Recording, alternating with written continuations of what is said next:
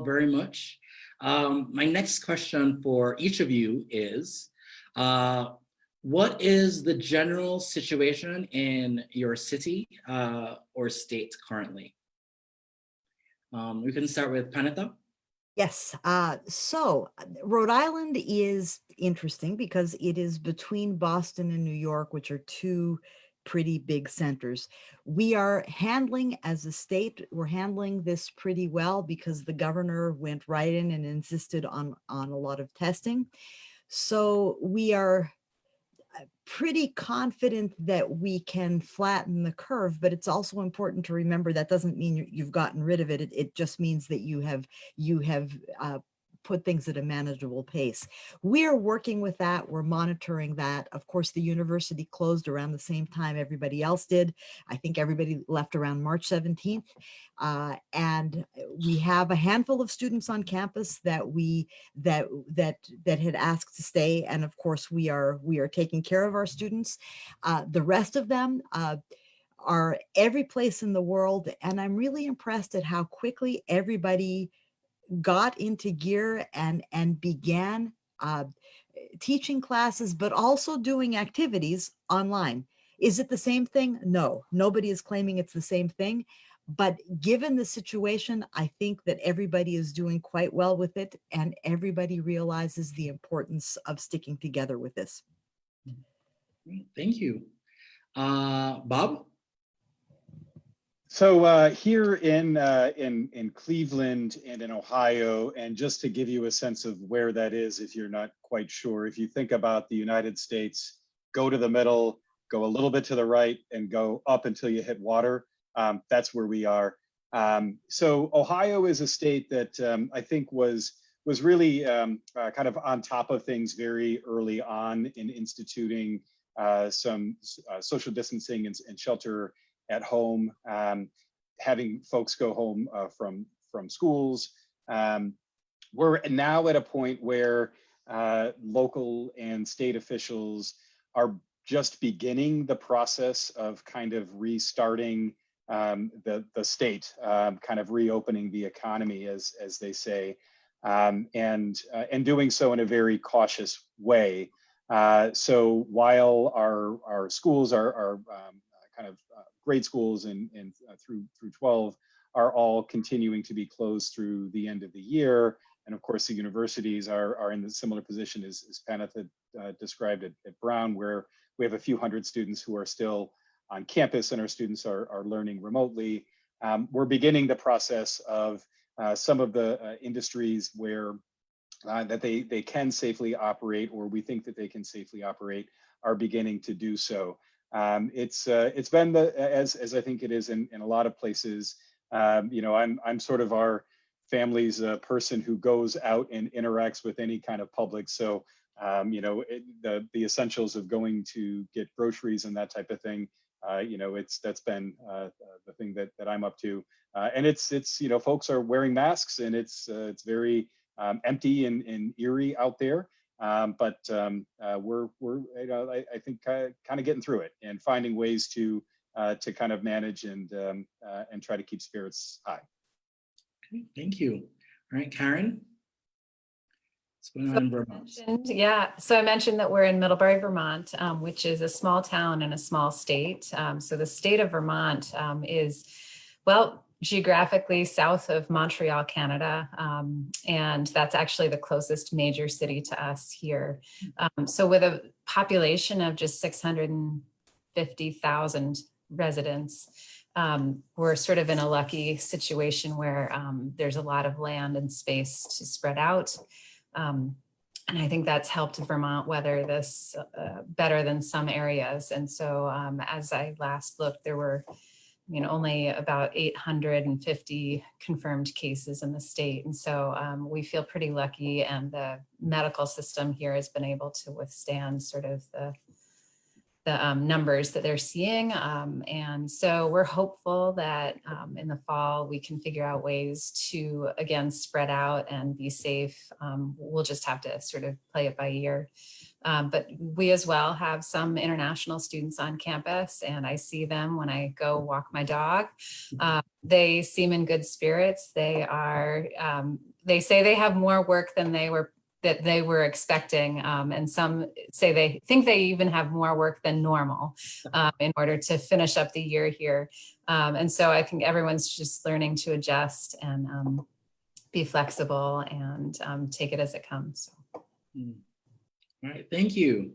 And then Kristen, what's the situation in Singapore currently?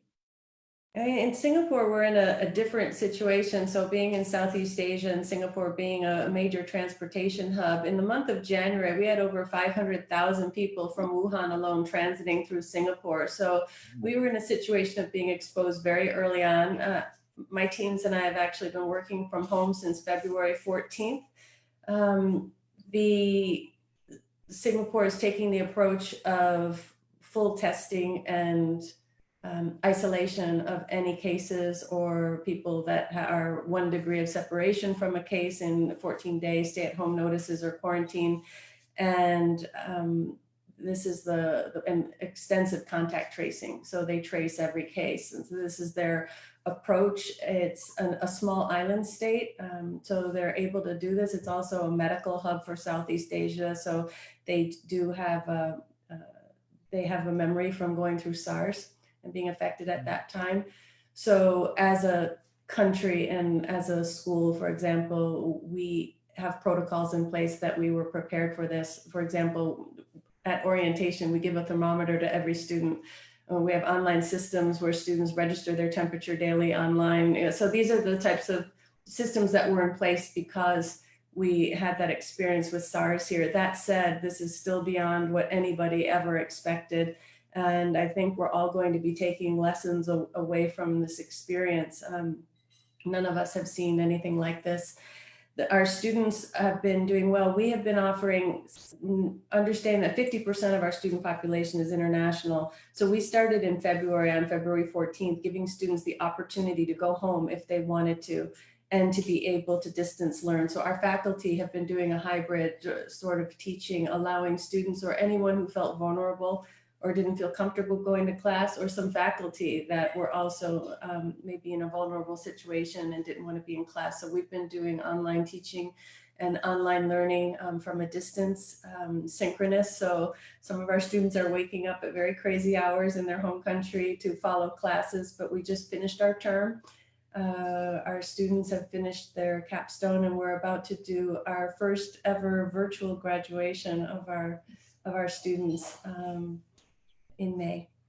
Okay, well, thank you. So you touched on kind of the next thing I would like for you all to talk about, and that's what was your university's kind of initial real-time response to COVID-19, and how has your university community been coping? You brought up kind of doing a virtual graduation. Is that something that other universities here represented are doing? So kind of what has been your response and kind of at the beginning, and how has it been an ongoing response on your campuses? The response has been a step-by-step, which is very wise. I know personally, I always want to have everything solved. I think we all do. And we just can't, because we don't know what this is going to look like. Our initial response was to tell people to go home for spring break and just stay. And then we realized people needed to leave faster. In one weekend, we had everybody packed. They had themselves packed. We had the exceptions granted. We had plane tickets bought, and everybody mobilized to help this happen. That was step one. Faculty were told to use those 2 weeks, because spring break was on us, to plan how they were going to deliver their classes. The rest of us were told essential staff needed to go to work. At that time, admission was essential staff. I hope it still is. And pretty soon, all of us were told to work from home, and sometimes we take turns going in. With commencement, at first, we had hoped that we could hold commencement. When we saw that that was not going to be possible, the president announced that it would be held when it could be held. She was hoping October. I think we're going to monitor this. It will be held. This is, I think, too important to everybody to let go. It may not be held when people want it. It may not be held when you expect it, but it will be held at one point. There will be a virtual conferring of degrees at the usual time at the end of May. And then there will be a physical graduation, because for us, marching through these gates that open only twice, once inward to let people in and once outward to let them go out into the world, is an important tradition at Brown, so that it's important that this happen at one point. It just won't be right now. So with the classes and with every other step, with activities, every office has been told to create a plan that can work online. Okay, thank you. All right, Bob? Yep, I think very, very similar kind of arc of the story. And, you know, this is, as all of everyone listening today and tuning in today has experienced as well, you know, you sort of see it coming and you think it's like, well, that seems like kind of bad, but maybe not so bad. And maybe it will be okay. We've got a lot of great things in place here. And well, maybe it's a little worse than we thought it was. And with every passing day, kind of staring down the barrel of what it is that we're dealing with, and taking the advice of our public health officials, you know, you need to take the appropriate steps, and then I think, as you described, it becomes go time, because you really need to move at a pace that can accommodate folks and make sure that people are safe, but that they're continuing to have not only the education and the educational opportunities, but also the experience of connecting with one another that's so important. Last night, I was watching we had put on kind of a virtual event for our admitted students, one of many that we've been doing. And this one happened to be a variety show. So we had our K-pop group, our juggling club, our South Asian fusion a cappella group, and our improv group. Were all doing sort of showing some of their work and then kind of answering questions from students. And to kind of see our improv group, for example, they've been doing videos and sort of producing them, much like Saturday Night Live has been doing over the last couple of weeks. And so that work, that connection, that creativity continues on, even as students are kind of spread across all over the globe. Thank you. Karen? Very similar sort of story. Sort of mid-March, we were mobilizing to get students home. But before that, we actually have 37 schools abroad. And so we had students all over the world studying. And even as early as late January, we were closing our programs in China and getting those students back to the United States or to their homes, wherever they are. And so sort of this domino, sort of closing certain schools, depending on which countries people were in, getting them situated for remote learning. And then the main campus here. And so students packed up their stuff, left them in boxes, and they headed home. And again, we have some students who are here. And so, you know, again, we were hopeful that we would have graduation on campus in May, and that is not going to come to pass. But we have a graduation committee of seniors who's working with the president to figure out sort of a suitable alternative. Our president has promised that there will be an in-person graduation that is specific to this class of 2020. So we won't sort of lump it in with the class of 2021. And so they're, you know, everyone's sort of taking it in stride. Middlebury has an interesting tradition of enrolling students mid-year. And so a lot of students will have a graduation year of 20.5 if they're graduating in February. And so this class of seniors has sort of dubbed themselves the class of 20.6. 0.75, sort of to indicate as a joke a little bit about sort of what's happened to them and the end of their time here at Middlebury. But yeah, I mean, we're taking it as it comes. So. Yeah, thank you. And Kristen? With the number of students that we have that do study abroad, over 70% of our students do study abroad, and many of them in their junior year. We had 120 students that we were scrambling, you know, as countries were closing and the borders. We have issues of students who parents might live in a third country that they do not have a dependent pass and they're not able to be in. So we were rushing to get them into Singapore before Singapore closed its borders. It was quite a logistic feat. I appreciate the colleges that are letting international students like this stay on campus. We actually still have 300 students out of our 1,000 on campus that are a bit refugees in this crisis, that they're not able to get back to their families, or they had summer internships already lined up in Singapore that they wanted to be able to commit to stay on. We knew that we could commit to supporting students who do go home through online learning, and the faculty were prepared to do this. They find teaching an entire class much easier than the hybrid class when you have just part of the class online, and because you can really change the pedagogy and design it. So if you go into a semester or term deciding that it's going to be taught online, that's very different than having half of the students in the classroom and half of them online. I think they did an amazing job this term managing through this. Now it's a question of what the future will look like. And I think the best predictor for you as parents or students who are looking at where to apply is to look at how institutions have responded to this. I think everyone's core values come through in a crisis. It's easy to have values when everything's going smoothly, and you can tell with institutions and individuals and organizations who they are really shows in a crisis. And I think we're all really proud of our communities, of how they've reacted at this time. I think if you look, many websites of universities have pages specifically dedicated to the COVID crisis and how they've responded. And I think that would give you a good indication of, are you in approval, or does it align with your values, the way they've responded, the choices that they've made? It would be a good indication of how they will make choices in the future and whether it's a good fit for you.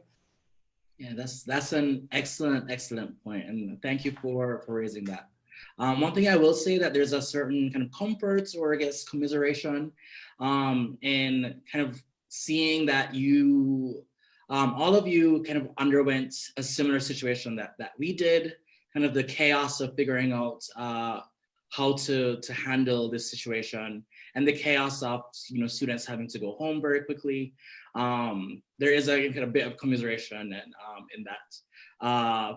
My next kind of question for the panel is, I guess, take out your crystal balls.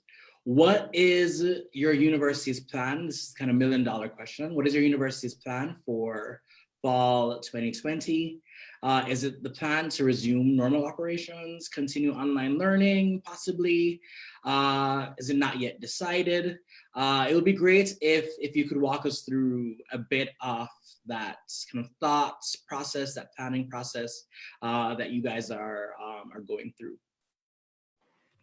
So I think that I'm alphabetically first, so Yes, I will yes. start with this. So I think the bigger a university is, the less likely you are in the inner circles to know exactly what the thinking is. Now, our president came out with an op-ed in the New York Times just on Sunday, and it talked about the importance of universities opening for a lot of different reasons.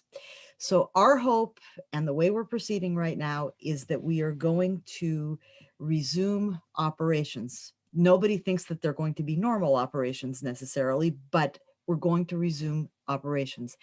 I want to reassure everybody, we're not going to do this if it's a danger to the public or to our students. That wouldn't be fair, and it would be counterproductive, because it's as smooth, relatively smooth as the process was in March.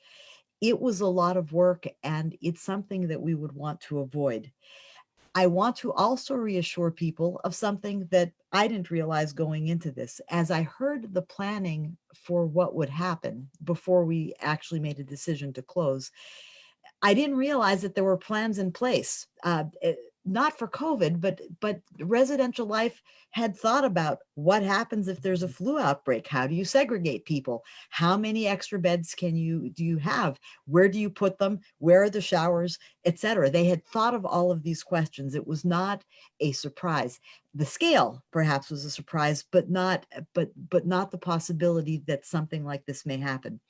So since plans are partially in place, I think it provides a framework for my colleagues, a lot of very smart people, to think about what this might look like. There are contingency plans. Right now, though, the plan is to open, and if we have to go to plan B, we will see what that looks like. I think having April so that people could plan the online university, or the partially online university, was a good thing, because we're not learning as we go. We'll have a plan in place. So I'm sorry we can't be more specific, but I think that we right now aren't positive what this is going to look like in the coming weeks. Okay, thank you. Bob? I think that's right. I think the what is going on now in a lot of institutions is that we all desperately want to be doing what we do. We want to be teaching students. We want to be fostering community. We want to be doing our scholarship in the labs and beyond, collaborating with others. That is who we are. That's what we want to be doing. And what we also don't want to be doing is put anybody at risk. The health and safety of our students in our community is the #1 priority for all of us. So as we are kind of dealing with these pressures and dealing with these polls in different directions, it's just thinking through at what point do we feel that the guidance from the CDC, from public health officials in our own communities, is leading us down the pathway that we think that we can do what we do in a way that is responsible. What's happening on campus now is that there are multiple folks having several conversations and discussions and planning sessions throughout the work day and beyond about various different kinds of scenarios. So we are currently planning that we will be open at our normal time, resuming operations, that our students will be able to move into residence halls in the middle of August, and that we will start classes at the end of August. But what we're also looking at is, how are things going to be a little bit different? What is our classroom utilization? Are there sort of classroom spaces that under normal circumstances we might have students in a lecture hall that we aren't able to do if we have enhanced social distancing guidelines in place? So what does that mean for the class schedule? What does that mean for different sort of classroom utilization?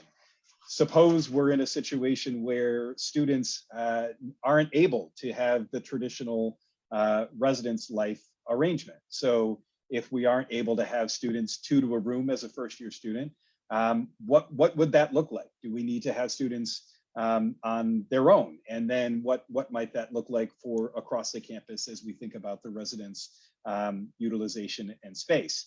And being realistic that there may be situations that, as much as we have great plans in place and that our faculty, what they've been asked to do is to prepare essentially dual delivery. So they're ready for students who circumstances, because of where they're coming from, or circumstances beyond their control in terms of whether it's international students getting through the visa process or it's other kinds of conditions, if they're not able to get to campus and we're doing sort of what we would normally do, that they're still able to start in the fall, and they're still able to take classes, and they're still able to begin their educational journey. And that this planning, as we pivoted very quickly in the middle of a semester to move from in person to remote learning, that we have a lot more lead time to do remote learning, to be able to deliver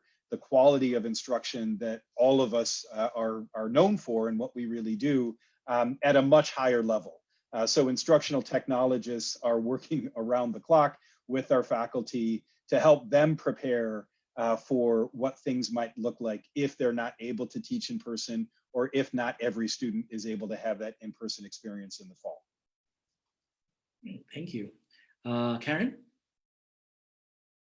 I'm, 90% of what has just been said is going to be sort of the same for our institution as well. Lots and lots of people are planning day and night for different scenarios, and the least favorable for all of us would be to continue with sort of this remote learning. Like this, our institution is so based on sort of the personal interactions and the discussion in person and the lab work and work with professors, that we would really, really, want to be on campus in the fall.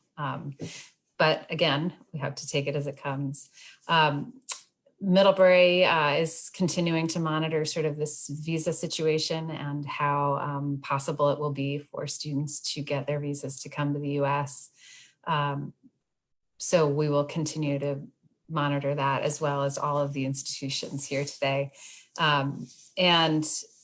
We do have that sort of interesting mid-year enrollment that we have used in the past for a couple of students who weren't able to get their visas in time for September. And so that's one sort of release valve that Middlebury has used and will continue to think about for international students. If they can't come in September, then maybe they will take a deferral semester and start in February if it's not possible for them to start here on campus in September. Thank you. Kristen? For us, with the rigorous testing and isolation and contact tracing, there's a very good chance that in August we'll be able to return to some type of modified social distance face-to-face classes, but it's not sure that our borders will be open and that every international student would be able to return from every place. Those students that do return would probably need to have a stay-at-home period where they have 14 days of isolation before joining the population. So the whole logistics of that, we're not sure what that's going to look like. We've thought about whether we delay the start of the term. That's something we considered, but we don't think another couple weeks are going to change the scenario.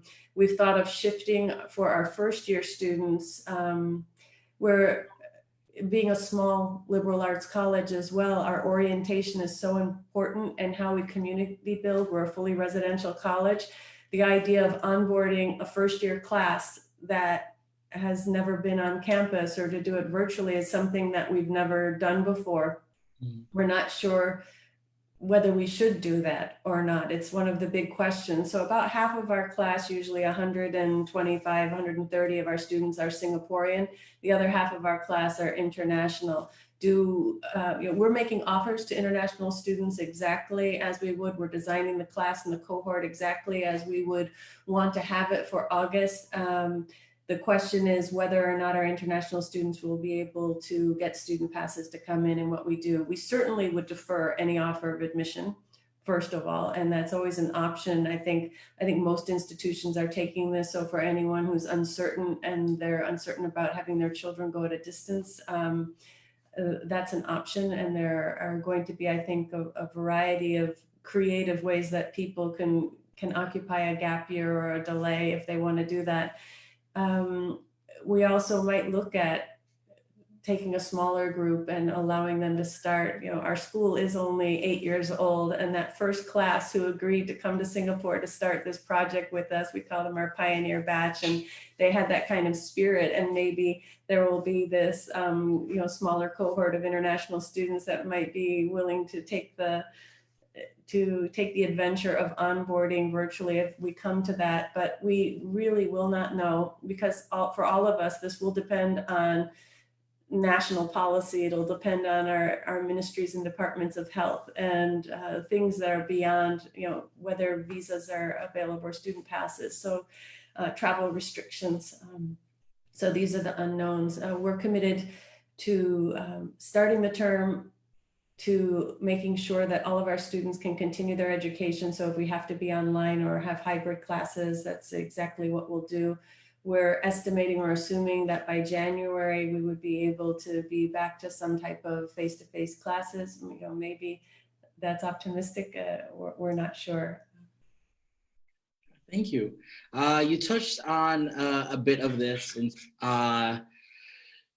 but this is a question I'd like for you all to answer is, how are you supporting, how are your institutions supporting the class of 2020? So kind of Priyanka's generation of her peers, especially international students, especially UWC students, as they won, you know, this is close to May 1, the kind of magic enrollment decision deadline. But also, you know, as they choose to enroll at universities and kind of moving forward, how have you guys, what kind of support have you been offering to these students in this time? Before I answer this, I want to add something to the last conversation because I think it's important for everybody to hear. We've been issuing I-20s, and this dovetails into how we're supporting the class. The government, this has to go through a government process. The government has not shut down those computers. Those I-20s are coming through. Embassies are closed kind of because they have to be for safety issues. However, a lot of them are giving appointments, maybe late appointments, but they're giving appointments.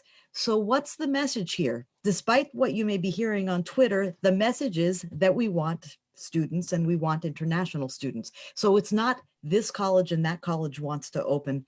The United States wants you, and it is giving, I think, that message loud and clear.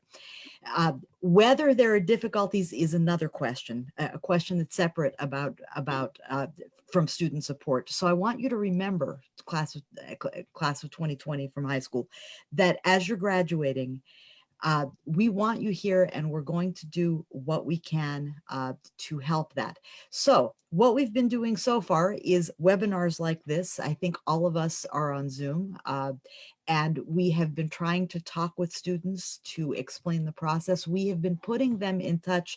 I think this is the most helpful with other international students and other students in general, so that they can describe what they're going through. There was a wonderful moment a couple of weeks ago when I was with a group of students, and, you know, at first the conversation was a little bit awkward and then it warmed up. And toward the end, somebody said, "So do you have your classes on Zoom too?" And there was this sudden realization that everybody, both on the high school side and the college side, was going through the same kind of experience. And then the discussion was, well, how are you handling this? And I think it was good for both sides to see that a high school needs to be more structured, and you're worried about how IBs are going to be offered. Well, they're not going to be offered, but what you're going to do about that. And colleges were approaching it slightly differently, but there was a sense of community even in that experience. So I think the biggest source of support is hearing what students are going through, and the message that we're trying to give, that we need you to try to help to build community. It's not what we're used to. It's not what anybody is used to. It's not what anybody wants, but it's an opportunity to help shape it. And from what I can see from my conversations with current students and with high school students, you're far more creative thinkers, and don't you forget that. And since you are that, we're going to plan this together, and I want you to remember that. Thank you. Thank you. It's a great message. Thank you. Bob? Yeah, I think with the class of 2020, I mean, first, I think all of us just we feel you know, just this sense, we know of what you've lost, and we know and that sadness, that just that time of being able to be with your friends, that time of being able to kind of go through the end of your experience, and that time of transition, that things that you look forward to doing in a particular way for so many years, that you don't have the chance to do. We know that, we feel that, and that's something that that we're all very conscious of. In some ways, I think the degree to which institutions have moved our availability, our outreach, our opening our doors of who we are into the online space has created much better opportunity for international students to learn about us than we've ever been able to mount. I think we've done some things online before, webinars and things like that, but never at the scope and scale that we've been doing over the last 6 weeks or whatever it might be. And so for students in 2020 and 2021 and beyond, there have been more opportunities to kind of get those contacts with faculty, get contacts with current students, contacts. I think our admission and financial aid staff has, in a strange way, has never been more available to be able to connect with students and help them to understand financial aid, or to help them to understand kind of this transition process in great ways. So we're as our student government president has moved to, normally this time of year, they would be basically shutting down. We would have had our big tradition at the end of the academic calendar year, would have been on Saturday, and they'd be sort of moving into finals and sort of moving into summer mode. What I think our student government president has recognized is that as we're working in this environment, and as planning is happening, and as we're kind of more comfortable in doing things like Zoom meetings and whatever it might be, work can go on. And when you can't do other things, being able to sort of connect with your friends and colleagues and think about what can we do to make this the best community and the best environment possible. So they're going to continue their work over the summer to really help us in moving forward as a university, and that's such a gift that our students are thinking in that way, that our student leadership is thinking in that way, and so there are a lot of things that we just know that there are a lot of people on our campuses and beyond who are thinking about you and who have your backs. And will be there to support you through this journey. Thank you, Bob. Karen? Yeah, Bob, I totally agree with you. I've been on sort of the admissions office staff trying to get folks more focused on connecting with international students in ways virtually for years. And so to see the innovation that's happened in the last 6 weeks, just ways that students can connect from afar is unprecedented. And so students now can really have access to so many other students, staff, student financial services. And I think the institution remains committed to supporting you in the ways they did before with financial aid, meeting full need, guaranteed 4 years of housing. And so those are the things that aren't going to go away. Those are huge priorities for our campuses. And we remain committed to doing that for our domestic students and also our international students.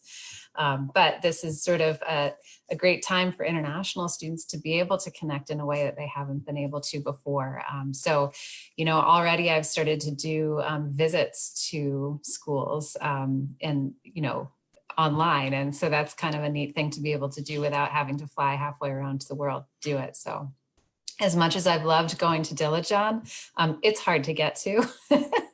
And I'm glad to be able to connect a little bit more easily virtually as we're all sort of getting into this new age of connection. Thank you. Thank you. And Kristen?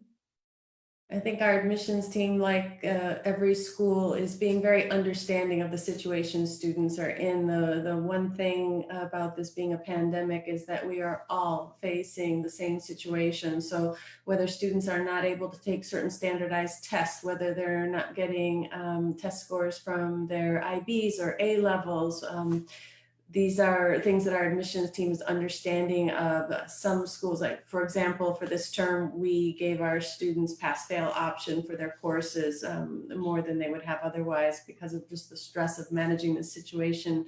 And like with many of you, them having to move midterm and deal with all of this. I think when they're applying to graduate schools, those graduate schools will also understand that this was a very unusual year and high stress for students. And I think they'll look very generously on those pass-fail options as well. So I think there's a lot of goodwill. There's not a single school here that doesn't want a large and healthy international cohort of students in their school. This is what adds diversity. It's a question of whether the current environment will allow us to, and in the way that we want to. It might be a delayed meeting if some students have to defer. And I think in order to reduce your stress as an applicant or as a family, it's important for you to have those backup plans, the same way that that Panatha talked about how schools have contingency planning for things. I think having your plan B and C as well is important. And that's whether it's having a gap year, whether it's a more local option. I mean, we have to start considering as well for this year, where do you have a passport to? Where do you know you'll have priority to be able to get in and out if there are border closings? Where do you have the insurance coverage and the access to healthcare and things that you expect to have? These are things that we wouldn't have asked ourselves maybe before, and making sure that you have all of that covered so it's not a stress at the time, and that your planning would allow you to do something very proactive at this time where it's really hurry up and wait. You know, you were trying to prepare your applications. There's that May 1st deadline, and then now nobody is sure what's going to happen. So keeping as many options open as you can and being prepared for alternatives under different scenarios is probably the best advice that we can give our international students at this time. Great, thank you very much. And then the final question that I have for this kind of discussion period, we'll hopefully be able to get to just a few questions in the Q&A, but I do believe that we've responded to quite a few of these questions in the discussion. But I would say kind of one of the biggest questions now is for the class of 2021 and younger. Have you made any changes to your admissions and or financial aid kind of policies or strategies? There's a concern around kind of standardized testing. For one, many universities have decided to go test optional for this kind of junior class, or which we call DP1. There's also a concern about grades in this term. We as a school, we made a choice to kind of continue with our grading system. But as you mentioned, some schools have gone pass-fail. Kind of how will you guys review these grades within the kind of context of the situation? I know that with Common App, for instance, they're already thinking about, and I believe will include a section in the Common App specifically for students to detail the disruptions they've encountered during this time. But I do wonder kind of how will you guys review, one, recruit students, and then two, evaluate applications kind of given this disruption. Another kind of concern for students is many of them had already started arranging summer plans, whether it was a summer program or whether it was some kind of summer internship. That has all kind of been disrupted as well. How will you each kind of review students and kind of given the context of the situation that we're in now? Wow, that's a lot of questions. I'll try to do this chronologically. First, summer programs. A lot of them are online. A lot of them are disrupted. A lot of work opportunities are disrupted. Internships are disrupted. And sometimes people are writing in, and the question comes quite boldly, what am I going to do to impress you? I'll tell you, these programs aren't there for you to impress me. These programs are out there for you to learn. And there's I'm going to suggest something very old-fashioned that people don't talk about. Sit down and read. There are in every country books that are part of a national literature that maybe they're not the classic books. I'm not going to sit here and discuss whether there's a canon or not, but they provide a common frame of reference for everybody. There are references in later literature to some of the earlier literature. You should know that literature, not just know about the literature. This is a chance to do that. And if you do that and you learn from it, your application is, believe it or not, is going to be stronger.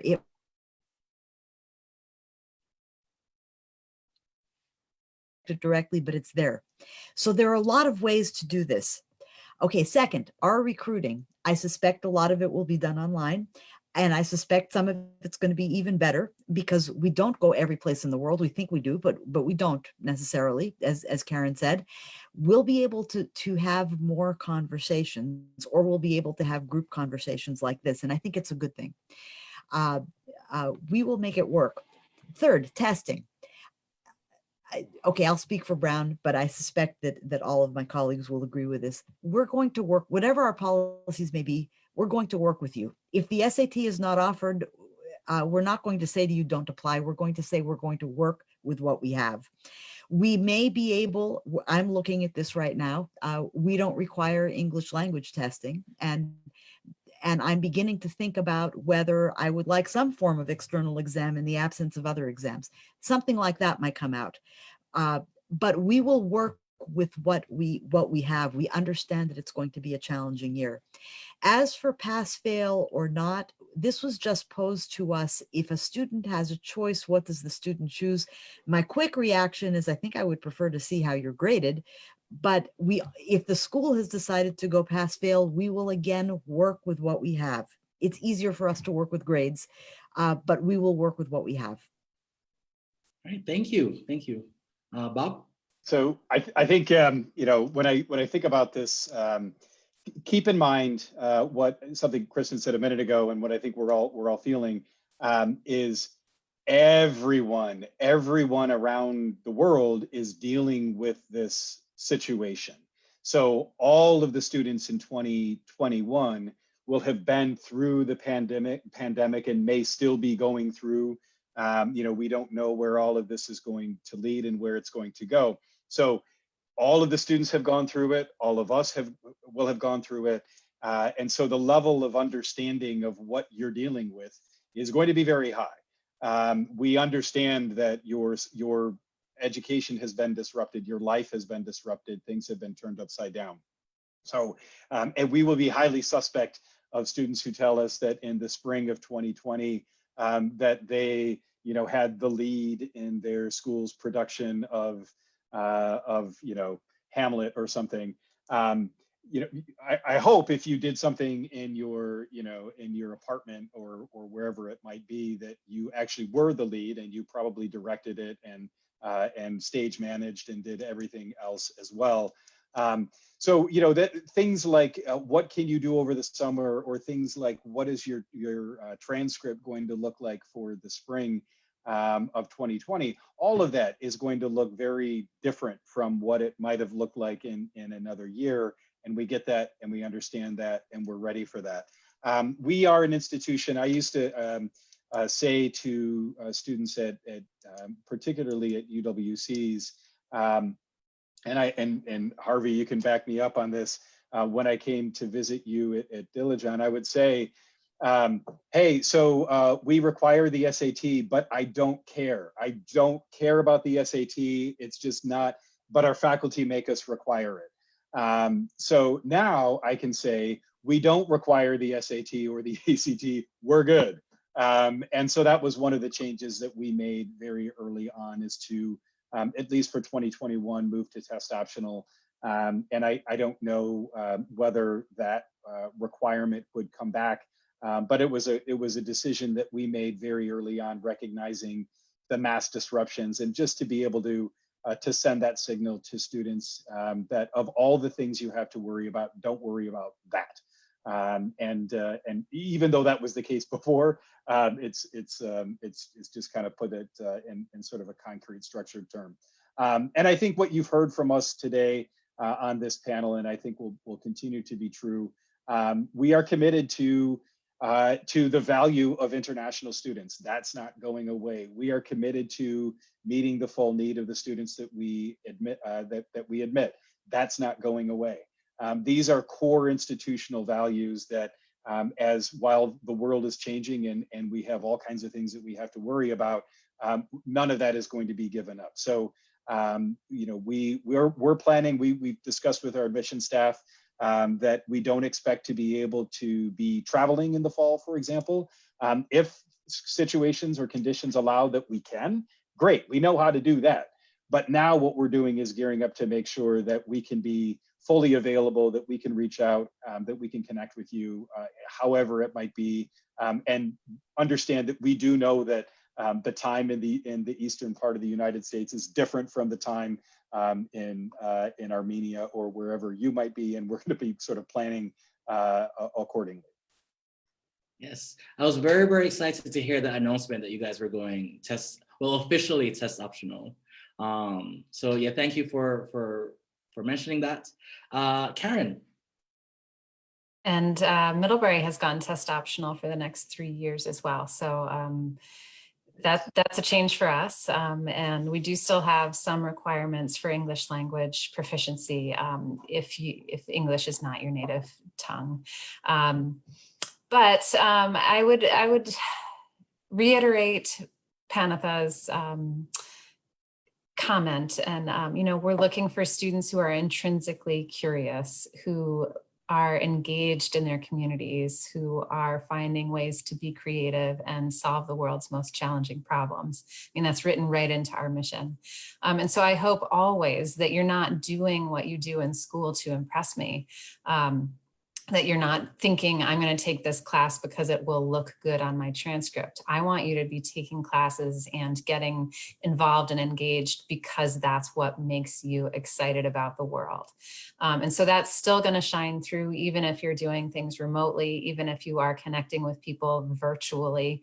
And don't forget that your recommendations are going to be hugely important to us. And those are the people that you're connecting with and staying engaged with. They're the ones that are going to be writing in on your behalf.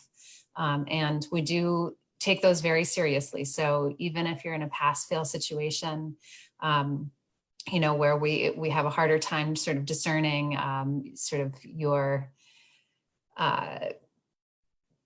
ability in a class, we're still going to be paying very close attention to your recommendations and the other things we're hearing through your voice and your essay. And so those are the things we're going to use more heavily now. Thank you. Thank you. And then Kristen? I really think this COVID crisis is going to be the death knell for some standardized testing, because we are also going test optional this year for the 2021 class, which we've never done before. Wow. And then we'll be assessing going forward. I think it's a step that many admissions teams have been wanting to do, especially when you're dealing with the broad diversity of international students. There are many students that can't take the SAT or don't have access to it, and we don't require it from those countries. So why would we require it from others? So it'll be interesting to see what comes. When it comes to admissions, I have 5 children, 4 who have in university are finished, and one's in Canada, one in the US, one in the UK, one in the Netherlands, and one here in Singapore. I've been through every university application process from the parent side. And you can really see that in this process, some application processes and some ways that schools assess are more forgiving in certain areas. You know, if you want to go to Imperial College in the UK, they only care about your test scores. They don't want to hear an essay. They don't want to hear about your trials and tribulations. It's, you know, some things are much more test-based. And other applications, the liberal arts colleges as well, we have holistic admissions. We look at essays. We look at the whole grade history. When you look at somebody's grades for over a number of years, sometimes you see motivation lost and refound. You see crises that have happened in the family that impacted a person's ability to study and they recuperate. You see so many different stories that come out through a holistic admissions process that isn't just a test score on a piece of paper. And I think actually more universities will be going towards this softer information and probably willing. There's been this crutch like on the quantitative things that a lot of schools, and often driven by faculty, are afraid to let go of, that I think this crisis will push more in that direction. So I think there could be something good that's coming out of this. And we certainly will be assessing a student's ability to just, you know, make lemonade with the lemons that they're given. There are so many different opportunities to engage and take online classes and show your passion for something besides besides doing something that you think looks good on your resume. I think somebody in the questions asked about a competitive summer program, and getting admitted to a competitive summer program. Well, if it's a program that you're passionate about and you can talk, but if it's just because it's a name of a good school that you think will look good on your CV, it shows, it comes through in your essays, it comes through. So please don't do things over the summer that you think we're going to be impressed by. We want to be impressed by your passion for what you're doing. And I think all of the admissions teams are going to be digging deep in the applications and really looking for these stories to get to know you better. Right. Thank you very much. So we're at 4:03. If the panelists are okay with it, and if our audience is okay with it, we'd like to extend for just a bit more to cover some questions from the audience. Are you guys good for maybe another 10 minutes? Panelists? Hello? All Yes, right, yes. so All good. Yes. um, Okay, you guys are all good. Okay, great. All right, Priyanka, take it away. right, thank you, Harvey. Most of the questions that we've been getting have quite well been answered by the panelists already, but there are some questions that I'm just trying to do the best job at scrunching them together so we get most of them addressed. One of the biggest questions that we have is for the class of 2020 and the cancellation of the May exams. So a lot of the questions are revolving around what this final IB exams result will look like for university enrollment processes, and how much will the universities weigh it for or against in our favor, in that, like, because most students didn't really have a say in how, or we don't know how IB is going to be calculating all of this statistical data. So just a question with regards to that. Are you asking, Priyanka, about credit and about how we're going to view IB results in the way that they're delivered? More than credit, it's just about, because we're expected to meet a certain level of the predictors that we were accepted with, right? So how will that look like now that we are not very much in control of the kind of results that will show up? Well, the IB has a rubric out there about how this is going to happen, and they're going to take a combination of the predictions that were sent in, the assessments that have been done over the year, and base their score on that. It just won't be an external exam, an external validation of it. However, that is what the plan is, and we are going to work with that. Now, what each school does with that information may be different. It won't affect your admissibility. It may affect what courses you can sign up for, but that has more to do with whether the curriculum is matching up and whether the faculty is confident that it matches up than it does with any question about rigor. We all know that it's rigorous, and it's the best we can do under the circumstances. Bob or Karen? Yeah. I would say that US institutions tend not to be sort of as rigid as sort of UK in terms of, if you didn't make your predictions, we're going to rescind your offer. That was pretty rare even when we were getting sort of the final results from the IB International. We still will get your sort of final results. They won't be assessed in the same exact way as they were before. I'm sorry you don't get a chance to sort of show your stuff in the exams this year, but Middlebury will continue to give credit for higher levels as they did before. You'll have to work with a registrar once you get on campus and apply for credit, but sort of the rule of thumb is you need to have a 6 or a 7 in your higher levels for credit to be given. And likewise, we haven't made any changes to our credit awarding policy with IB or AP for that matter. We also recognize that in a final, so when we think about IB results or extend that to other situations, final high school transcripts, that again, all of this is just going to look a little bit different. Schools that have moved to pass fail, for example, And normally we would see grades and we might see some gradation in performance on a final high school transcript. We're not going to see that in the same way. And so for those schools that have moved to that, you know, of course, pass is better than fail. So do that. But yes, I think there's a level of trust and confidence in what IB is doing, and they've provided us with some really good background on that. I would just say it's a good reminder. You never know what's going to happen. So for those underclass years when you're in your first or second or third year of secondary school, remember to be motivated and pay attention and follow those assessments the whole year long. And the impression you make on the teacher and their predicted grades really do matter. Some people kind of hold back and chill, waiting for that last test score. And well, look what happened this year. So I think it's an important lesson. Thank you so much. Sort of like the last question that we have here is, how are universities compensating for, as a result of COVID, the loss of leadership, internship, and career fair activities in this moment? So we are still setting up internships. We have a group of alums who are doing remote internships. They're just being planned a little bit differently. Some of this, I think we don't know the answer to yet because it's still very new. But we are asking the question, how are we going to model this on the new online reality?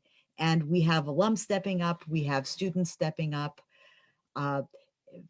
I don't think I can be more specific with that because it's still developing, but a lot of those opportunities will be there. Obviously, there are some things that we can't do, but to the extent that you can substitute the remote experience, it's being done. Are you worried sorry, go ahead. that you won't have the ability to show leadership? Is that the question? The question is, how are universities compensating now that we've moved to online learning, of like how leadership activities used to run on campus, right? So on your campus or our campuses? Your campuses. I still see a lot of organizations functioning. Our newspaper continues to publish. Our a cappella groups are getting together and still singing together, and even having concerts. And so I think people are being very creative and figuring out ways to continue to connect. And it's not about sort of holding a leadership position to hold a leadership position. It's about connecting with your fellow students and enjoying that social dynamic. I do think that this is going to be a difficult time for students as they graduate. The job market is more difficult now and will be for the next few years. But thankfully, all of our institutions have really strong alumni networks. And I think that everyone is feeling generous towards students who are sort of entering the world at this time. And we'll do our best to sort of support you in any way we can. And so I see alumni networks around the world communicating with students who are home or students who are returning home. And so it's really encouraging to me to see that happening and the ways that alumni are reaching out to help students.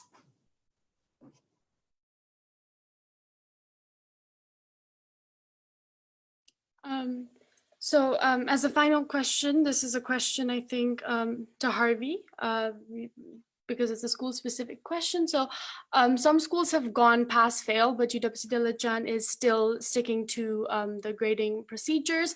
So even though while we're transferred to a virtual environment, so some teachers have been more understanding than the others when it comes to the stresses and logistical challenges. As students' grades are potentially maybe going down because of all of these challenges, how will it affect their competitiveness at getting into top universities, for example? I believe the panelists touched on this kind of idea. So we've chosen to stick with our kind of usual grading system. And I guess panelists can correct me if I'm wrong, you guys will be reviewing our kind of students' applications within that context, but also with a full understanding of the disruption of this situation. I will say what will be important, and that is something that students can have a conversation with me about, is kind of detailing what the specific disruptions were for each student so that we're able to communicate in your application, whether in your kind of part of the application or in kind of school's part of the application with the counselor letter of recommendation, or even in your teacher letters of recommendation, kind of explaining your context and in what way, in what additional way you may have been affected in this term. Yeah, so that would be, I don't know if any of the panelists would have anything to kind of say there, but I believe you guys touched on this earlier.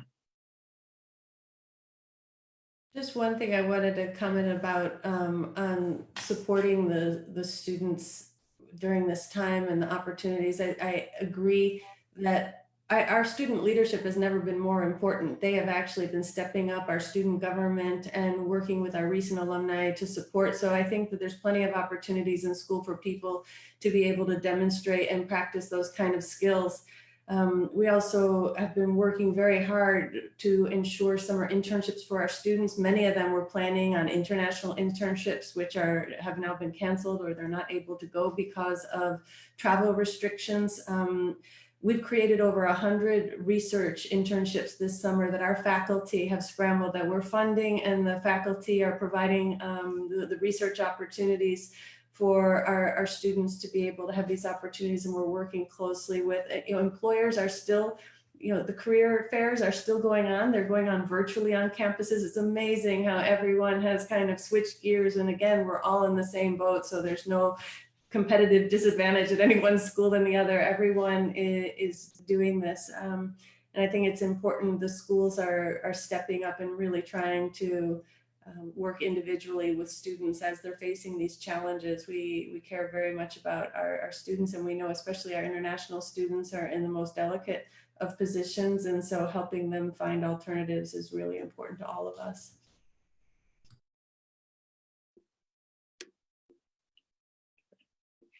Priyanka, were there any other questions? Is that the last question we'll touch on? I think we should probably move towards concluding because most of the themes have already been addressed, even though, yeah, we still have a few more questions, but I hope we were able to address most, if not all of the questions.